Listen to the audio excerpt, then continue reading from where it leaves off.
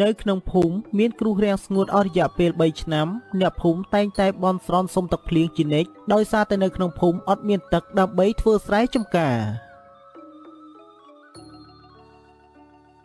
មួយឆ្នាំកាន់តែពិបាកសូម្បីតែទឹកធ្វើស្រែចម្ការក៏ពិបាកយើងបានទឹកមកពីណាដើម្បីធ្វើស្រែចម្ការទៅចំណែកគោក្របីបានងាប់ជាបន្តបន្ទាប់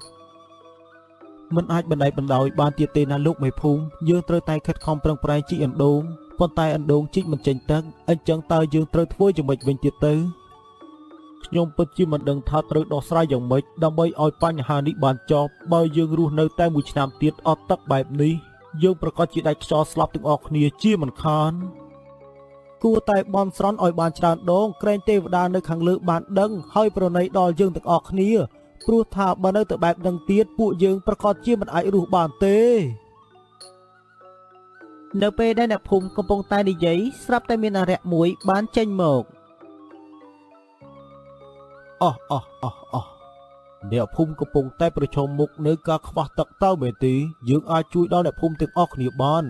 ប៉ុន្តែអ្នកភូមិត្រូវតែមានការដោះដូរឲ្យយើងតើលោកអារក្សចង់ធ្វើយ៉ាងម៉េចទៅដើម្បីឲ្យអ្នកភូមិយើងមានទឹកប្រើប្រាស់គ្រប់គ្រាន់ដោយកាលពីមុនក៏ព្រោះតែរយៈពេល3ឆ្នាំមកហើយនៅមិនទាន់មានភ្លៀងធ្លាក់ម្ដងទេនេះក៏ព្រោះតែអ្នកភូមិមិនគោរពសែនព្រេងឲ្យយើងគិតតែពីធ្វើបុណ្យសែនព្រេងឲ្យតែទេវតាតែប៉ុណ្ណោះបើអ្នកភូមិទាំងអស់គ្នាយល់ព្រមសែនព្រេងឲ្យយើងក្នុងមួយឆ្នាំនាំក្មេងម្នាក់ឲ្យមកយើងធ្វើជាចំណីយើងនឹងផ្ដល់ទឹកភ្លៀងឲ្យជារៀងរាល់ឆ្នាំ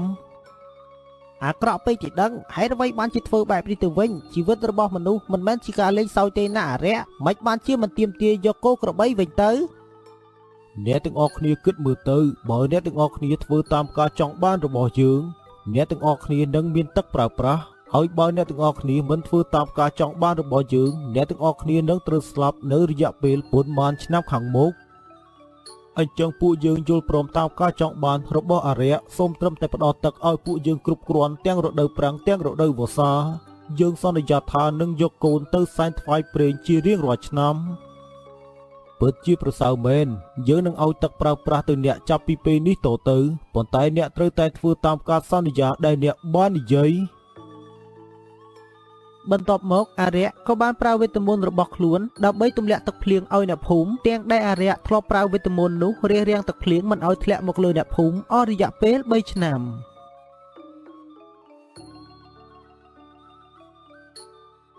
ចំណែកនៅក្នុងគ្រួសារមួយនេះមានតែកូនប្រុសម្នាក់តែប៉ុណ្ណោះដែលគាត់ទាំងពីរនាក់ប្តីប្រពន្ធកំពុងតែពិបាកចិត្តដោយសារតែឆ្នាំនេះជាឆ្នាំដែលគាត់ត្រូវយកកូនរបស់គាត់ទៅសែនព្រេងជូនអារក្សកូនមិនចង់ស្លាប់ទេណាលោកពុកនិងម៉ែជួយកូនទៅកូនមិនចង់ស្លាប់ទេណាពុកម៉ែជួយកូនផងឲ្យធ្វើម៉េចកូនប្រុសឆ្នាំនេះដល់ពេលវេលាដែលគ្រួសាររបស់យើងត្រូវសែនព្រេងឲ្យអារក្សដូច្នេះពុកមិនអាចការពារកូនបានទេបើពុកមិនព្រមប្រគល់កូនថ្វាយអារក្សទេអ្នកភូមិនិងលោកមេភូមិប្រកាសជារករឿងគ្រួសារយើងជាមិនខានដល់ពេលវេលាខ្ញុំក៏មិនចង់ធ្វើបែបនេះប៉ុន្តែឲ្យធ្វើម៉េចវាជាជំរើសដែលយើងត្រូវតែធ្វើបើមិនដូច្នេះទេយើងនឹងត្រូវស្លាប់ទាំងអស់គ្នាជាមិនខានតែខ្ញុំចិត្តមិនដាច់តតែសោះលោកមេភូមិខ្ញុំពិតជាចិត្តមិនដាច់ទេណាលោកមេភូមិទឹកចិត្តជាឪពុកតើអ្នកណាខ្លះដែលអាចទទួលយកបានទៅមែនហើយណាលោកមេភូមិសូមលោកមេភូមិកុំយកកូនរបស់ខ្ញុំទៅសែនថ្វាយអារក្សអីសូមលោកមេភូមិកុំធ្វើបែបនេះអីខ្ញុំយល់ច្បាស់ពីទឹកចិត្តរបស់អ្នកទាំងពីរប៉ុន្តែឲ្យធ្វើម៉េចអ្នកទាំងពីរក៏បានដឹងពីហេតុផលដូច្នេះមានតែធ្វើតាមដំណើរតែប៉ុណ្ណោះនៅពេលនោះលោកមេភូមិក៏បានចាប់យកក្មេងប្រុសម្នាក់នោះទៅសែនថ្វាយអារក្សតាមការកំណត់ជារៀងរាល់ឆ្នាំនៅថ្ងៃមួយក៏មានចៅមាណពម្នាក់ដែលជាកូនកំព្រាធ្វើដំណើររសាត់អណ្ដែតតែម្នាក់ឯងក៏បានមកដល់ក្នុងភូមិហើយក៏បានសួរនាំអ្នកភូមិពីហេតុការណ៍ផ្សេង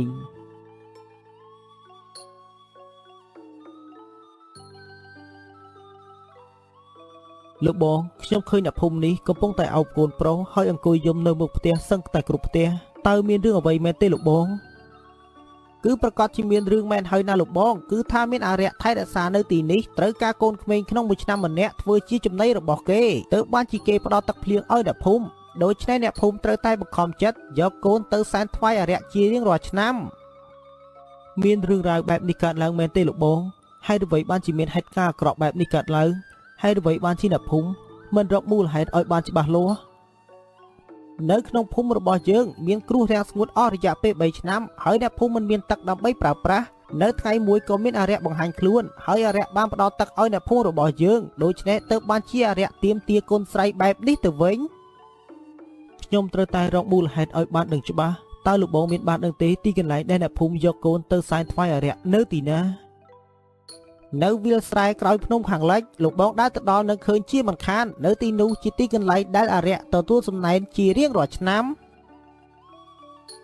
បន្ទាប់ពីបានឮបែបនេះចៅមីណប់ក៏បានធ្វើដំណើរទៅដើម្បីឲ្យបានដឹងច្បាស់ពិតប្រាកដ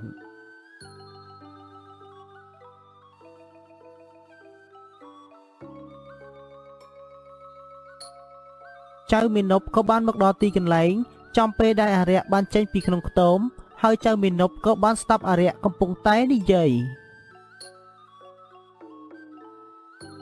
មិននឹកស្មានថាអ្នកភូមិនេះពិតជាល្ងងមែនយើងបានប្រើវេទមន្តរារាំងទឹកភ្លៀងមិនឲ្យធ្លាក់មកអស់រយៈពេល3ឆ្នាំហើយនៅពេលនេះយើងធ្វើជាអ្នកសង្គ្រោះអ្នកភូមិវិញអ្នកភូមិដឹងគុណយើងត្រូវតែសងគុណយើងបែបនេះជារៀងរាល់ឆ្នាំ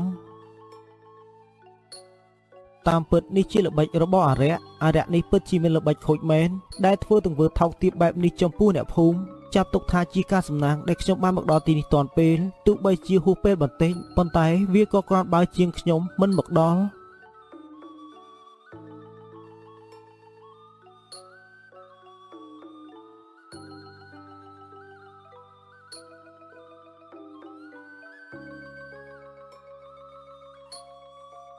ចៅមីណប់ក៏បានយករឿងរ៉ាវទៅនិយាយប្រាប់អ្នកភូមិ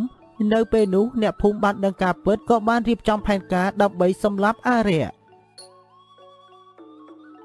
អស់រយៈពេល2ឆ្នាំដែលយើងចាញ់ល្បិចរបស់អារក្សហើយយកកូនក្មេងទៅសែនថ្វាយអារក្សអស់រយៈពេល2ឆ្នាំប៉ុន្តែជាការសំណាងដែលយើងបានដឹងការពិតនៅពេលនេះអញ្ចឹងចាប់ពីថ្ងៃនេះទៅយើងប្រកាសជាមិនចាំបាច់យកក្មេងទៅថ្វាយអារក្សទៀតប៉ុន្តែយើងត្រូវតែរកវិធីដើម្បីកម្ចាត់អារក្សឲ្យទាល់តែបានវាពិតមែនហើយយើងត្រូវតែរកវិធីដើម្បីកម្ចាត់អារក្សខ្ញុំគិតថាគួរតែយកកូនក្មេងប្រុសម្នាក់ទៅបញ្ឆោតអារក្សឲ្យចូលក្នុងខ្ទមហើយនៅពេលដែលអារក្សចូលដល់ក្នុងខ្ទមយើងដុតខ្ទមនោះចោលតែម្ដងទៅមែនហើយយើងត្រូវតែរកក្មេងប្រុសម្នាក់ដែលមានភាពរហ័សរហួនដើម្បីរត់គេចនៅពេលដែលអារក្សបានចូលទៅដល់ក្នុងខ្ទមក្មេងប្រុសត្រូវលោតចុះពីលើខ្ទមហើយយើងនឹងដុតខ្ទមនោះដើម្បីសម្លាប់អារក្សតែម្ដងបន្ទាប់មកលោកមេភូមិនិងអ្នកភូមិក៏បានរៀបចំផែនការដើម្បីសម្លាប់អារក្សដើម្បីសងសឹក